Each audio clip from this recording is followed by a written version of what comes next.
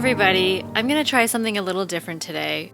In my last few bullet journal videos, I haven't talked, but this time I'm going to try to share some of my thoughts as we go through it. For starters, I wanted to take a quick look at my February bullet journal, and yes, I realize I spelled February wrong. I was really embarrassed when I realized it, but what's done is done. So in my bullet journal, I spend quite a bit of time setting up the first few pages. And then I wanted to show you how I'm doing my weeks because I'm finding this is taking a lot of pressure off of over planning. So I basically go through and I think it's called a rolling week where I really just take it one day at a time, and that leaves me lots of room or not so much room as I need to. So now I'm going to go into my March.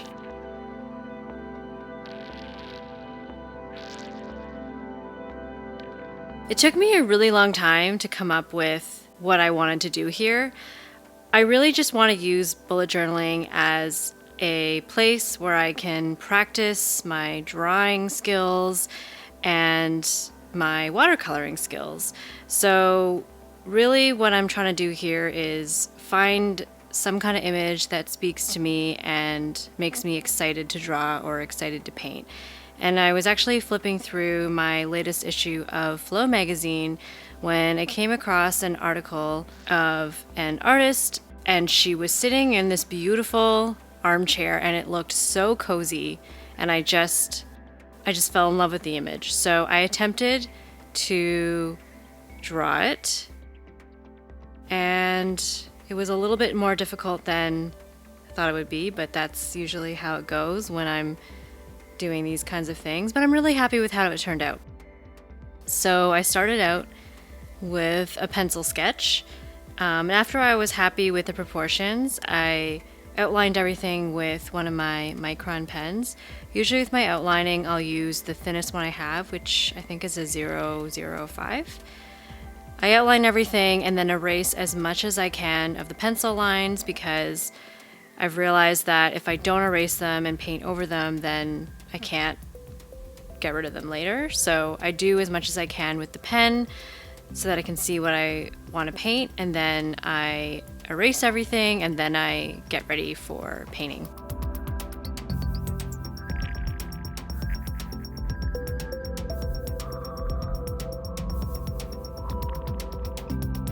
I bought this palette from HomeSense on a whim a few years ago when a coworker and I decided that we wanted to do art nights together, and I didn't really want to invest a lot of money into watercolor paint, so this was extremely cheap, but it's done its job pretty well.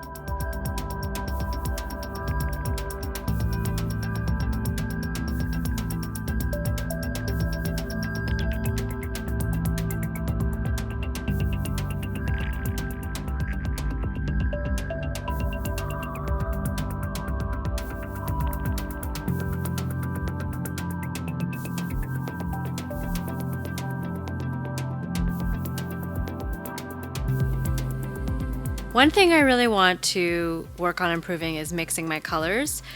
I don't feel like I really know what I'm doing, so I kind of just pick from the palette colors that I have and do my best, but I'm not at the point where I can mix. I seem to even be able to mix enough of one color, so I'll mix a color that seems pretty good, I'll run out, try to mix more, and it doesn't usually end up looking the same. So definitely need to work on that. But I just did my best at mixing colors that looked pretty similar to each other, and then I just layered repeatedly to try to get that 3D dimensional look on the chair.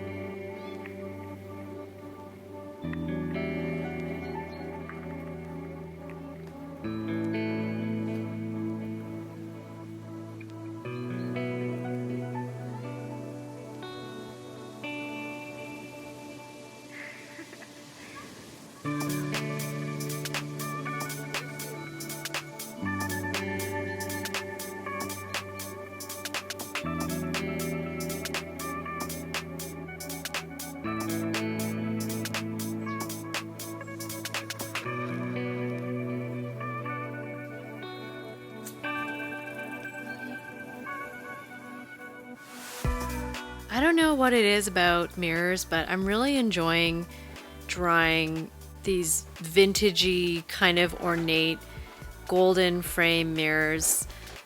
That's my dog in the background. Not sure if you can hear that.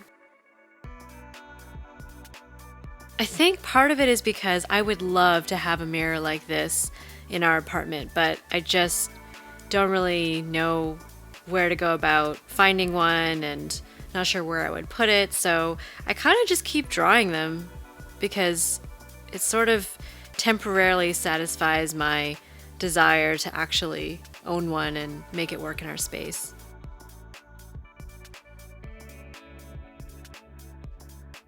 I felt like the bottom corner was a little bit bare looking, so I decided to try to add a pile of books and a plant sitting on top.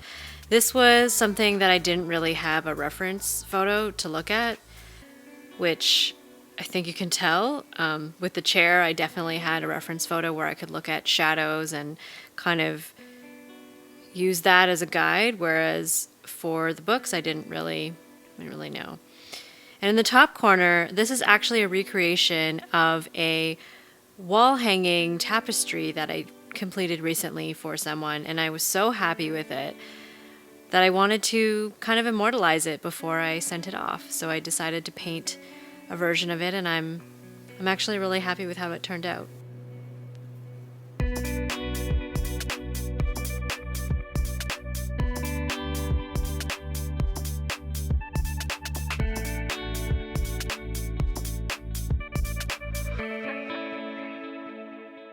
For March, I decided to try using one of my watercolor pencil crayons. Apparently, if you outline it in this kind of pencil crayon and then watercolor over it, that's a better way to use something as a guide, but then have it melt in with the water or blend in with the water. So I decided to try that out, and I was pretty happy with how that turned out. And then I decided to outline the March just because it felt like everything else was outlined. So on this page, it took me a while to decide what I wanted to do, but I'd been seeing a lot of this apothecary, I'm probably pronouncing that wrong, cabinets, and I think they're gorgeous. I don't think that I'm ever really going to own one, but I just love how they look, and I thought it would be really cute to make a calendar out of it. So I really like to try to make my monthly calendars blend in with some kind of object. So in January, I continued on the theme of the gold frame and turned that into the monthly calendar. And then in February, I attempted to create a tan bookshelf style with twinkly lights. And because I made this so big and I couldn't fit March into it, I decided to add March on the side in some little bottles. It's a little small, I admit, but I'm pretty happy with how it turned out. I think it kind of went well with the theme, and I know it's March, so it doesn't have to be front and center.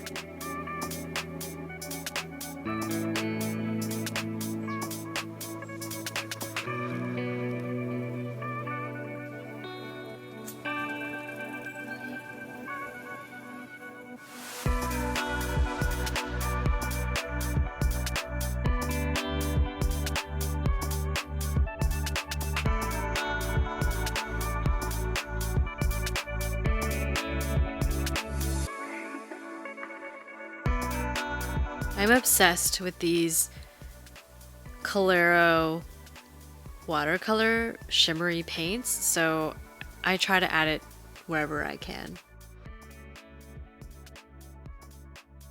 For my tracker, it's pretty much the same layout that I've used in January and February. It's working for me. It may not be the most glamorous, but by the time I fill it in, it ends up looking pretty colorful.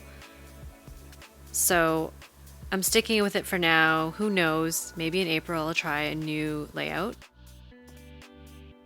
I decided to use this typewriter style font that I found online, and it was fun, but it definitely got a little tiresome.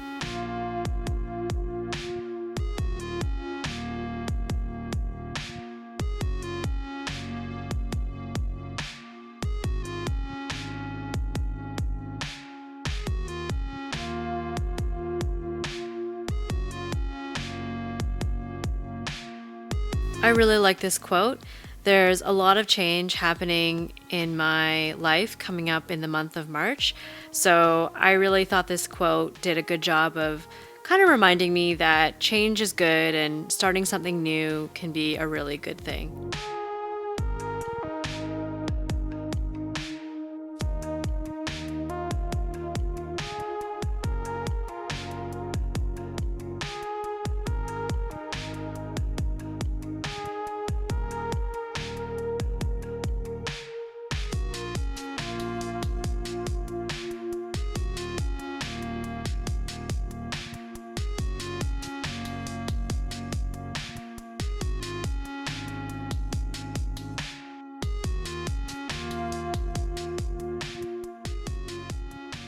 Here's a final flip through of the pages.